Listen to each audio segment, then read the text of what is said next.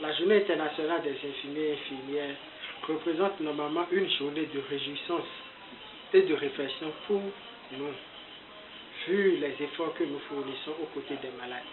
Cette journée a été instaurée en mémoire de Florence Nightingale, une infirmière célèbre britannique, née le 12 mai 1820. Et ceci en mémoire de tous les efforts qu'elle a fournis pour notre profession. Un infirmier ou une infirmière est une personne, un professionnel de la santé qui peut prodiguer des soins à un patient, lui porter assistance, être à son côté jusqu'à la guérison. Il n'en manque de jamais.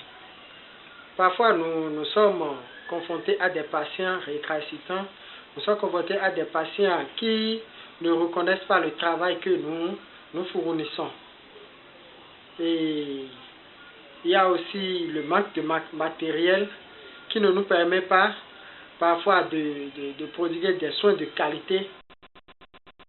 Et sur ce point, je dirais, notre profession a été toujours une profession noble, puisque nous participons au bien-être de la population.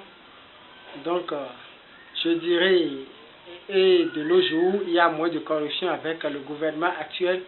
Je dirais juste du courage à tous les infirmiers, puisque notre travail n'est pas du tout facile.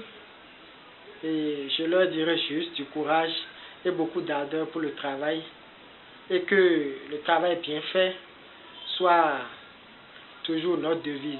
Surtout en ce temps de coronavirus, et une maladie qui sévit actuellement partout dans le monde, et aussi notre Bénin qui n'a pas encore connu assez de victimes. Donc je demanderai juste aux infirmiers de veiller beaucoup plus sur les patients, de leur donner plus de conseils sur les mesures préventives pour éviter la contamination et aussi le port de masque qui est vraiment obligatoire aujourd'hui. J'exhorte les collègues à revoir les mesures préventives pour éviter la propagation de cette maladie. Je vous demande aussi, chers collègues, de veiller à prodiguer des soins de qualité en lavant les mains avant les soins et en lavant les mains après les soins, pour éviter de partager aussi la maladie. Et je conseille toute la population, quand un patient constate quelques signes qui évoquent cette maladie, de rester à la maison et de contacter les numéros que le ministère de la Santé a mis à notre disposition.